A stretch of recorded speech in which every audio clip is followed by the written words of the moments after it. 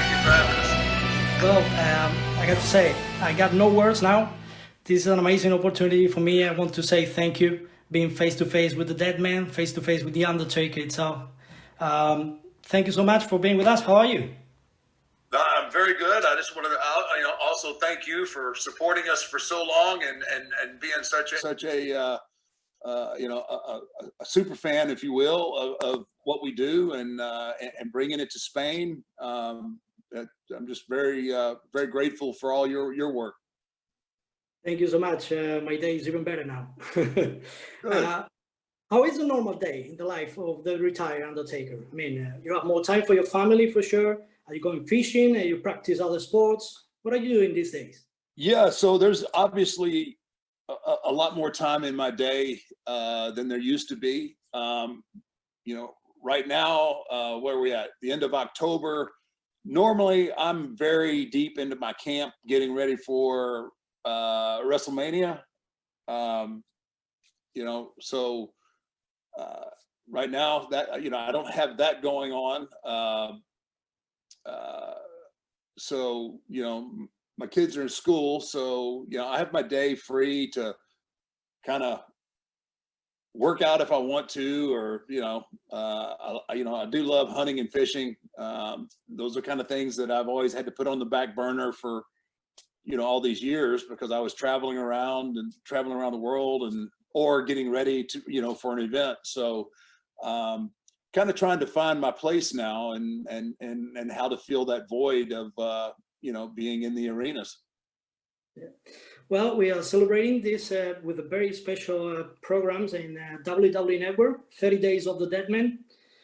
Can you walk us through a little bit? How is it going to be, and what are we going to be able to see?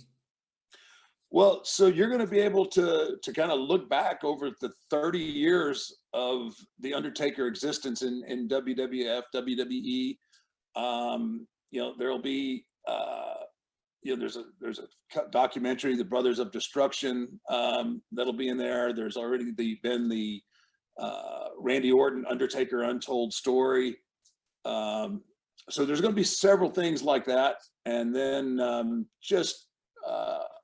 tons of Undertaker content, kind of spanning my 30 years, and hopefully we'll be able to get insight from other performers and their thoughts on different things in different parts of the career. So it should be if you're an Undertaker fan, it should be great. If you're not, it's going to be a long month.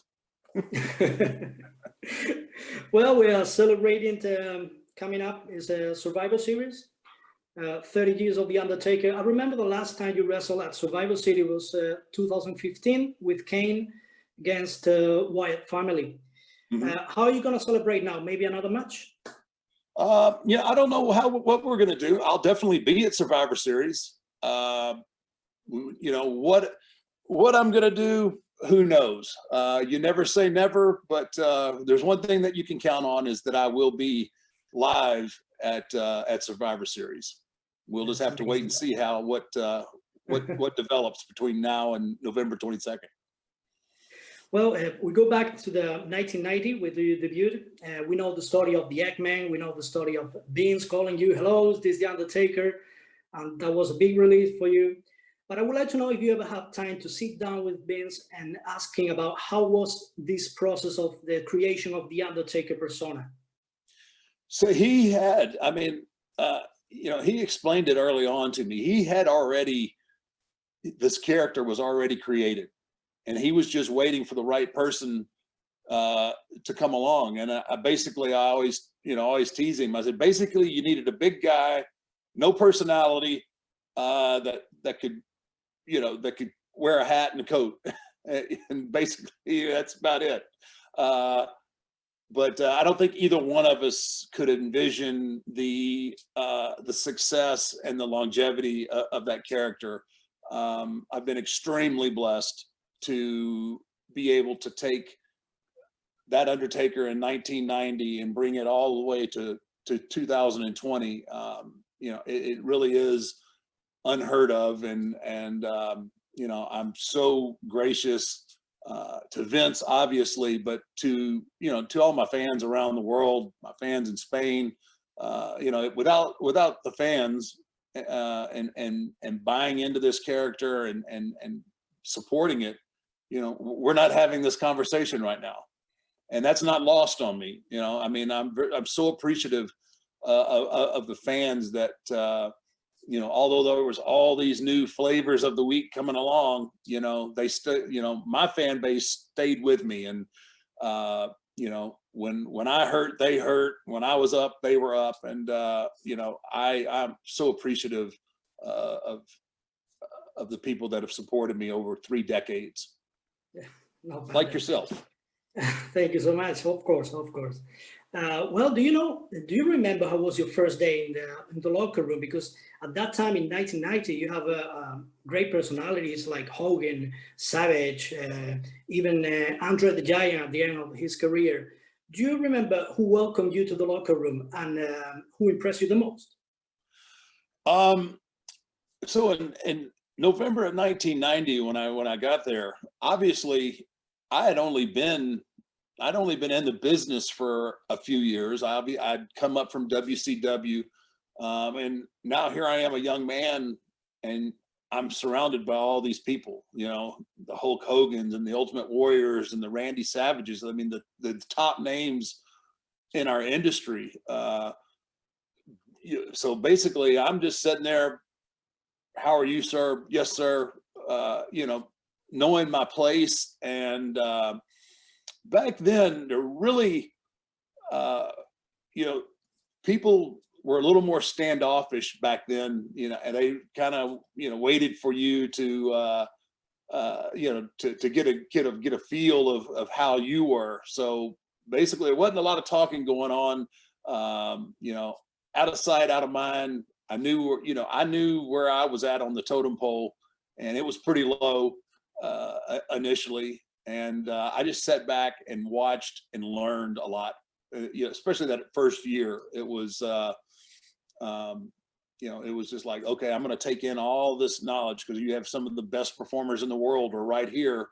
And so I would watch how they conducted their business and the effort that they put in their matches. And, I was just like a sponge trying to take in as much as I could without making any waves or getting any heat with anybody. Do you remember your first visit to Spain was in 1991, was in Barcelona, a full house, 20,000 people. The card was amazing as well with, as I said, Ric Flair's British Bulldog. We have Texas Tornado, the Rockers. And the main event was Undertaker versus Tito Santana. Do you remember anything from that night or anything from any stories that you can share with us about your several visits to Spain? Yeah, so that actually was right before the Olympics. I think we were one of the very first shows in that arena. There was a brand new arena at the time that they had built for the basketball, and Yeah. So I do remember that. But what I really remember is the ovation that Tito got when he came out. It was really amazing because Tito, at that point in his career, he wasn't still at the top. He was kind of upper middle kind of guy, but that night you would have thought he was Hulk Hogan or Ultimate Warrior because he got an unbelievable ovation. And I believe he actually got his hand raised that night too. I think I actually lost that match. Yeah. So, but yeah, I remember it fondly, but just because there's certain pops and crowds that you remember, and I didn't remember because they were cheering for me. They were cheering for Tito, and he loved it and soaked it all up, and it was a great moment. Well, every time I get the chance to talk to a legend, I ask this question because I grew up watching wrestling at the end of the 80s, early 90s, and I like this kind of old school wrestling, which is very different from the wrestling that we have right now with all these guys coming from NXT, from the independents. I don't know, what do you think about that? And what are the pros and the cons of this old school wrestling versus this new era? So that's a good question. And I think, so the athletes today, are exactly that. I mean, they are incredible athletes and what they can do physically.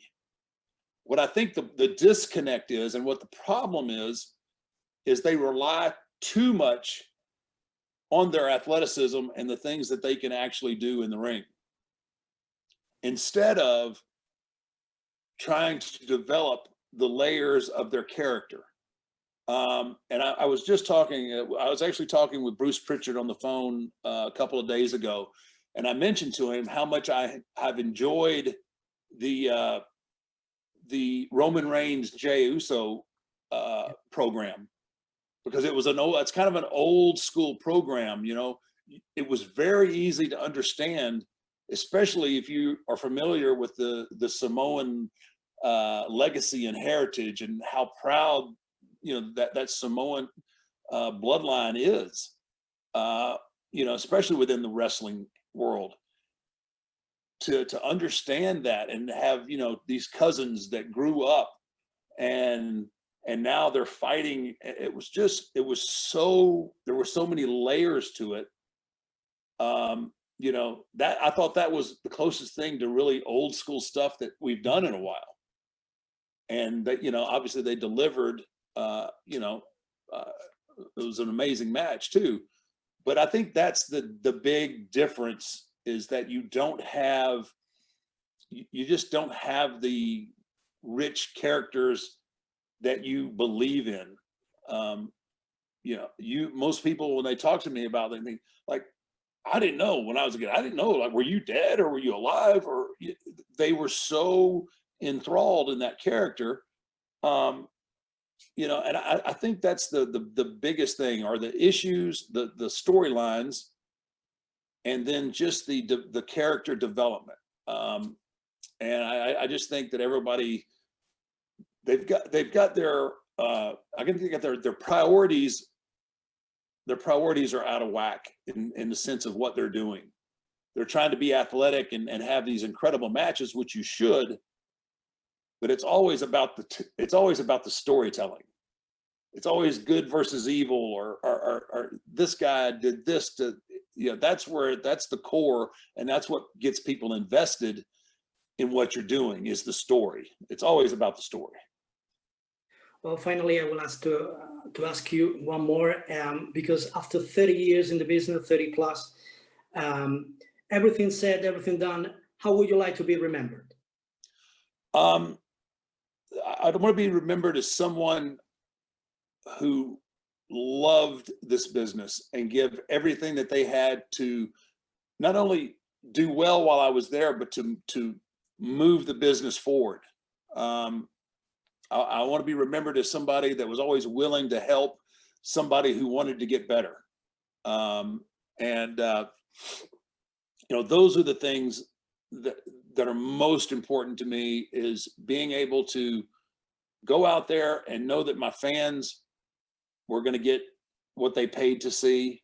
They never, you know, I never mailed it in.